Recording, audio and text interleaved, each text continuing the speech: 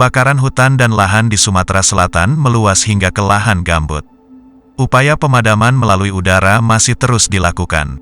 Dari rekaman video milik BPBD Sumatera Selatan, sepekan terakhir, kebakaran hutan dan lahan di beberapa wilayah Sumsel meluas, seperti di Ogan Komering Ilir, Ogan Ilir, dan Musi Banyuasin.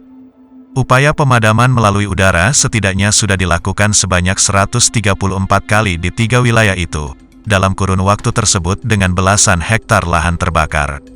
5 unit helikopter waterbombing dikerahkan untuk melakukan pemadaman, termasuk 3 unit ditempatkan di Ogan Komering Ilir karena mayoritas lahan gambut dalam, 2 unit di Banyuasin dan Pali.